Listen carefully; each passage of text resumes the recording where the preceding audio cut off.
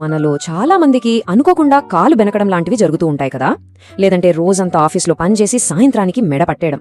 అప్పుడు ఆ నొప్పికి వెంటనే ఏం చేయాలో అస్సలు తోచదు. ఐస్ పెట్టాలా లేక వేడి కాపడం పెట్టుకోవాలా? సో ఈ రోజు ఆ కన్ఫ్యూజన్ని పూర్తిగా దూరం చేసుకుందాం. తప్పుగా వాడితే నొప్పి తగ్గకపోగా కొన్నిసార్లు ఇంకా ఎక్కువయ్యే ప్రమాదం కూడా ఉంది. అందుకే ఈ యొక్క సింపుల్ రూల్ గుర్తుంచుకోండి. వాపు కొత్తగా తగిలిన గాయం ఉంటే ఐస్, అదే కండరాలు బిగుసుకుపోయి నొప్పిగా ఉంటే వేడి. అసలు ఇవి మన బాడీ మీద ఎలా పనిచేస్తాయి? ముందుగా కోల్డ్ థెరపీ గురించి మాట్లాడుకుందాం. దీన్ని క్రయోథెరపీ అని కూడా అంటారు. మనం ఐస్ పెట్టినప్పుడు ఆ ప్రదేశంలోని రక్తనాళాలు కొద్దిగా ముడుచుకుంటాయన్నమాట.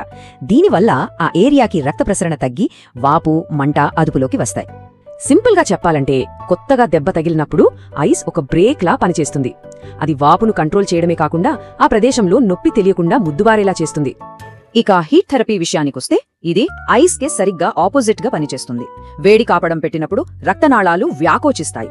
దీనివల్ల ఆ ఏరియాకి బ్లడ్ సర్క్యులేషన్ పెరిగి బిగుసుకుపోయిన కండరాలు రిలాక్స్ అవుతాయి. దాంతో నొప్పి కూడా తగ్గుముఖం పడుతుంది. మరి ఇప్పుడు దేన్ని ఎప్పుడు వాడాలో కొన్ని ప్రాక్టికల్ ఉదాహరణలతో చూసేద్దాం. కొత్తగా కాలు బెణికినప్పుడు లేదా దెబ్బ తగిలి వాపు వచ్చినప్పుడు వెంటనే ఐస్ వాడాలి. ముఖ్యంగా మొదటి 24 నుండి 48 గంటల వరకు ఐస్ వాడటం చాలా మంచిది. ఆ తర్వాత వాపు తగ్గాక కండరాలు ఇంకా బిగుసుకుపోయినట్లు అనిపిస్తే అప్పుడు వేడి కాపడం పెట్టచ్చు. అదే రోజు ఆఫీస్లో కూర్చోవడం వల్ల మెడ బిగుసుకుపోయినా, దీర్ఘకాలిక నడుం నొప్పితో బాధపడుతున్నా వేడి కాపడం మంచి రిలీఫ్నిస్తుంది. ఇక పీరియడ్స్ టైంలో వచ్చే కడుపు నొప్పి విషయానికొస్తే చాలా మంది హీట్ థెరపీని ఎక్కువగా వాడతారు. ఎందుకంటే వేడి గర్భాశయ కండరాలను రిలాక్స్ చేయడానికి బాగా సహాయపడుతుంది. అయితే కొంతమందికి కోల్డ్ ప్యాక్ తాత్కాలికంగా నొప్పి తెలియకుండా చేసి ఉపశమనం కలిగిస్తుంది. కాబట్టి ఇది పూర్తిగా మన శరీరం ఎలా స్పందిస్తుంది అనే దానిపై ఆధారపడి ఉంటుంది. కొత్తగా గాయాలైనప్పుడు ముఖ్యంగా స్పోర్ట్స్లో RICE అనే ఒక సింపుల్ పద్ధతిని పాటిస్తారు. ఆర్ అంటే రెస్ట్, అంటే గాయమైన భాగానికి పూర్తి విశ్రాంతి ఇవ్వడం. ఐ అంటే ఐస్, వాపును కంట్రోల్ చేయడానికి. సి అంటే కంప్రెషన్, అంటే ఆ ప్రదేశానికి సపోర్ట్గా కట్టుకట్టడం. ఇక ఈ అంటే ఎలివేషన్, అంటే గాయమైన భాగాన్ని గుండె కంటే పైకెత్తి పెట్టడం. ఈ 4 స్టెప్స్ గాయం త్వరగా మానడానికి బాగా హెల్ప్ చేస్తాయి. ఇప్పటివరకు మనం నేర్చుకున్నది ఎంతవరకు అర్థమైందో ఒక చిన్న క్విజ్తో టెస్ట్ చేసుకుందామా? రెడీనా? నేనొక పరిస్థితి చెప్తాను. దానికి హీట్ వాడాలో కోల్డ్ వాడాలో మీరే చెప్పాలి. దీని గురించి ఒక ఫిజియోథెరపిస్ట్ ఏం చెప్తున్నారో కూడా చూద్దాం. ఓకే, మొదటి ప్రశ్న. ఉదయం జాగింగ్ చేస్తున్నప్పుడు సడన్ గా కాలు బెణికింది. ఏం వాడాలి? ఒక క్షణం ఆలోచించండి. ఐస్ ప్యాక్ పెట్టాలి. Yes, cold therapy.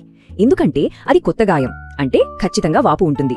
వాపును కంట్రోల్ చేయడానికి ఐస్ ఒక బ్రేక్లా పనిచేస్తుంది కదా. ఇక రెండో ప్రశ్న. రోజంతా కంప్యూటర్ ముందు ఒకేలా కూర్చుని పనిచేయడం వల్ల మెడ నొప్పి వచ్చింది. దీనికి ఏం వాడాలి? హీట్ ప్యాక్ పెట్టుకుంటే సరిపోతుంది. లాంగ్ ట్రావెల్ తర్వాత కొంచెం స్టిఫ్ గా అనిపించచ్చు బాడీ, సో అలాంటప్పుడు ఏం పెట్టచ్చు? హీట్ ప్యాక్ పెట్టుకోవచ్చు.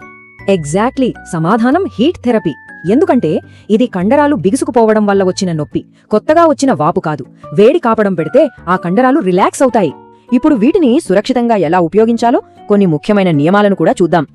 చెప్పండి డాక్టర్ గారు, హీట్ థెరపీకి కోల్డ్ థెరపీకి అసలు మెయిన్ డిఫరెన్స్ ఏంటి?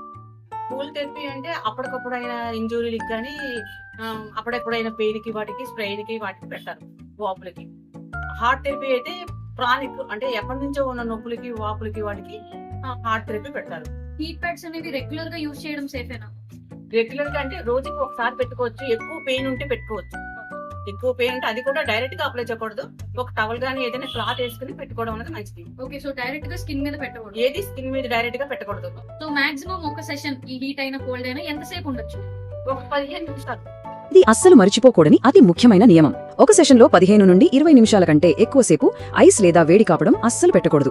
ఎక్కువసేపు ఉంచడం వల్ల అదనపు ప్రయోజనం ఏమీ ఉండదు. పైగా చర్మానికే హాని కలిగే అవకాశం ఉంది. ఒకేసారి 2 హీట్ ప్లస్ కోల్డ్ అప్లై చేయొచ్చా లేదా గ్యాప్ ఇవ్వాలా? ఒకేసారి 2 యూజ్ చేయకూడదు. ఒకటి తర్వాత ఒకటి యూజ్ చేసుకోవాలి. అంటే హీట్ థెరపీ వల్ల గానీ హాట్ షవర్ వల్ల గానీ పెయిన్ అనేది మెల్ట్ అవుతుందంట, నిజమా? అవును. పడుకునేటప్పుడు హీట్ ప్యాడ్ పెట్టుకొని పడుకుని పోవచ్చు, ఎస్ ఆర్ నో? పెట్టుకోకూడదు.